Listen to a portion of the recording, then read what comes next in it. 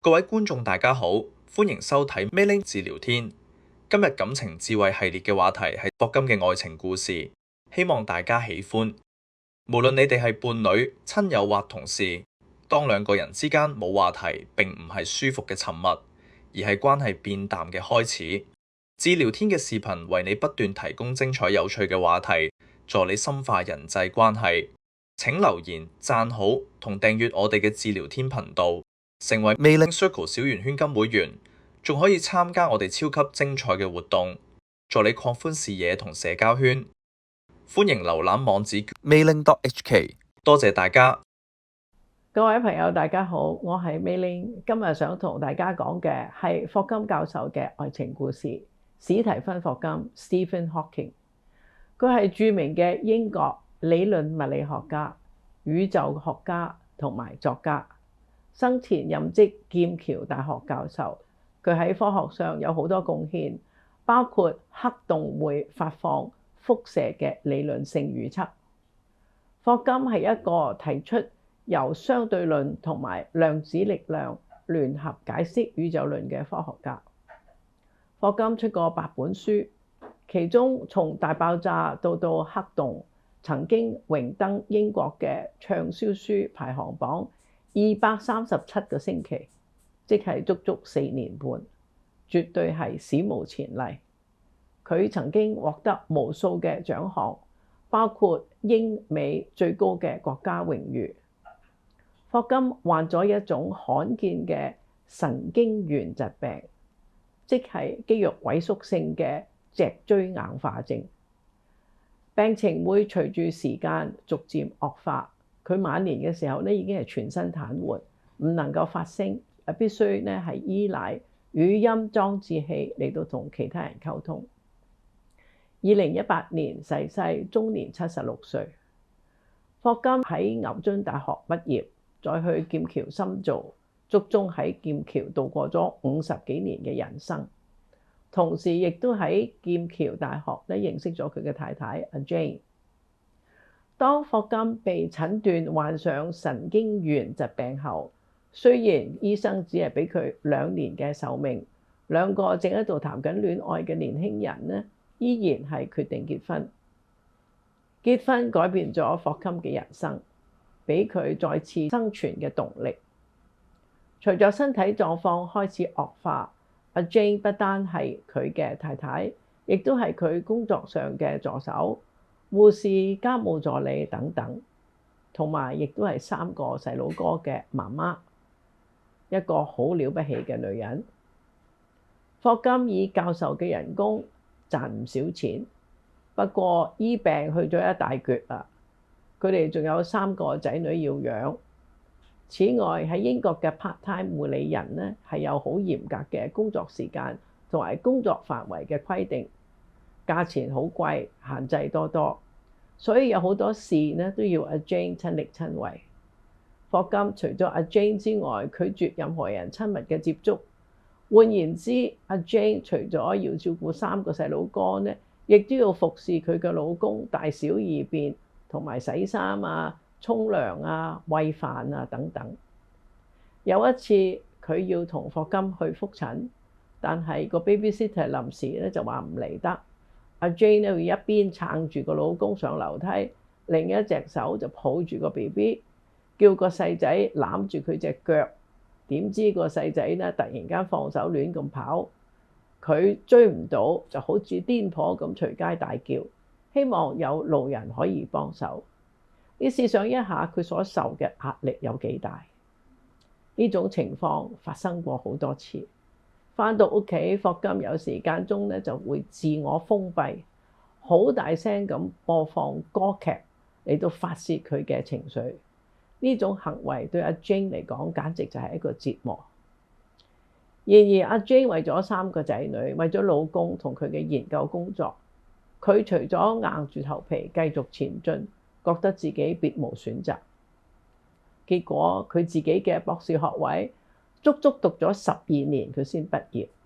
其實佢畢到業已經係超人嘅成就。霍金喺阿 Jane 嘅無私奉獻之下，事業飛黃騰達。一個殘疾嘅科學家克服障礙並取得最高嘅成就，呢個自然就係傳媒覺得暢銷嘅勝利故事啦。與此同時，阿 Jane 嘅犧牲幾乎完全冇得到任何人嘅支持、鼓勵或者係認可。結咗婚20幾年，終於守得雲開見月明，霍金嘅知名度大大提升，佢嘅收入亦都越嚟越多。於是 Jane 有錢請全職嘅護士嚟到服侍佢嘅丈夫。Jane 開始享受一下幾十年來冇品嚐過嘅私人空間。佢加入咗教堂嘅唱詩班，忽然發現原來唔使心掛掛，可以同唱詩班嘅朋友去飲一杯下午茶，係一種咁大嘅享受。儘管霍金有嚴重嘅殘疾，多年嚟都要為工作而頻繁嘅出差，四處奔跑，辛苦嗰個當然就係阿 Jane 啦。慢慢佢覺得應該俾自己休息一下，所以阿 Jane 開始委託護士 Elaine 陪佢丈夫出差。反正而家出差同以前相比有天淵之別。如今霍金坐嘅係頭等飛機，有司機有保鏢接送，住嘅係最好嘅，出入豪華5星級酒店，見嘅都係達官貴人，非富則貴。去到白宮，由美國總統親身迎接，見英女王同世界嘅重量級人物習以為常，由宗教到荷里活明星，護士 Elaine 亦都好風騷咁，非常享受呢啲上流社會嘅社交活動。慢慢霍金同護士出雙入對。有一日，霍金話俾阿 Jane 聽，佢要離婚啦，因為佢而家愛嘅係個護士阿 Elaine， 所以決定同佢結婚。試想佢30年來點樣對個老公，而佢個老公而家又點樣對佢呢？所有3個仔女都企喺媽媽嗰邊，好嬲佢個爸爸。阿 Jane 嘅心痛程度係難以形容。幸好有3個仔女嘅無限支持同埋鼓勵， Jane 慢慢開始平靜落嚟，並且同唱詩班嘅一個喪偶成員交往。幾年後佢哋仲結埋婚添。時間過得好快， Jane 嘅仔女都成家立室，佢同第2任丈夫生活愉快。有一日，阿 Jane 喺個街上就遇到佢熟悉嘅水電維修嘅師傅，傾咗幾句。師傅話俾阿 Jane 聽，佢最近去過霍金屋企做維修，見到霍金嘅面上同埋嘴唇上咧都有瘀傷，一係佢就跌倒，一係佢就俾人打咗一巴。雖然 Elaine 笑面迎人，師傅懷疑霍金似乎用求救嘅目光去望住佢。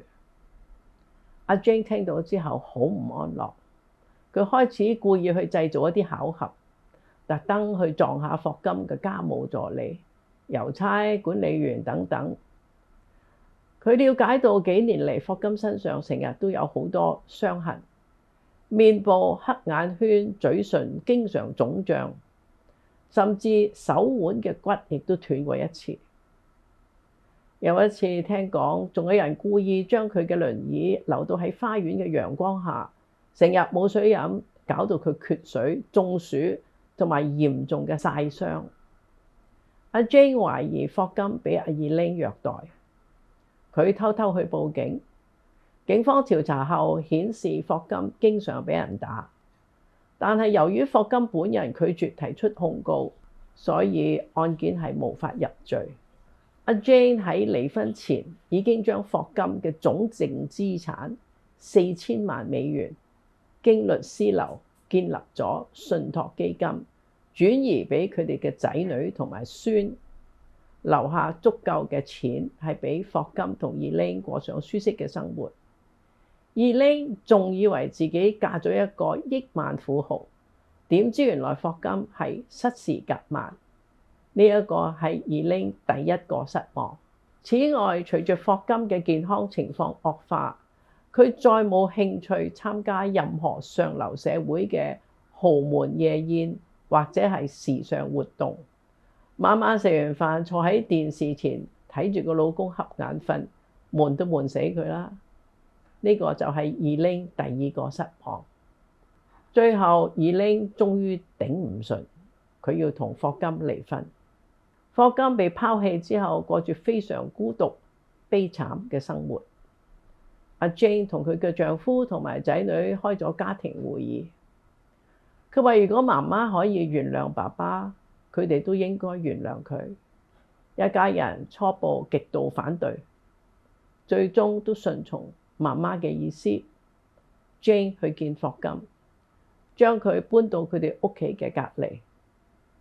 佢一邊繼續幫佢整理文件，結咗婚嘅仔女會帶埋啲孫，經常去探望佢哋。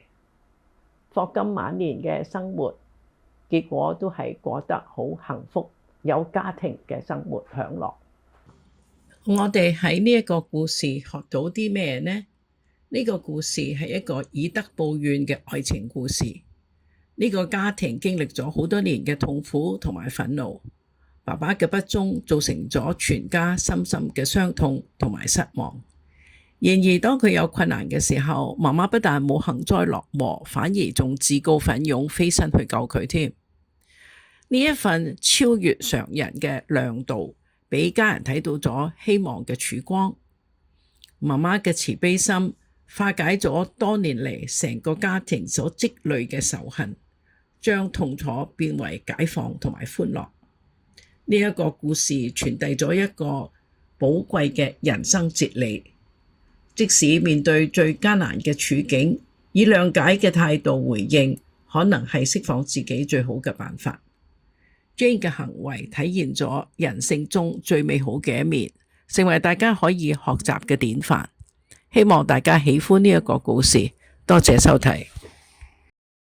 如果大家喜歡我哋嘅視頻，復請廣傳俾你嘅朋友。我哋期待同小圓圈嘅會員一齊分享精彩絕倫、難能可貴嘅活動。詳情請瀏覽網頁 mailing.hk。多謝大家支持。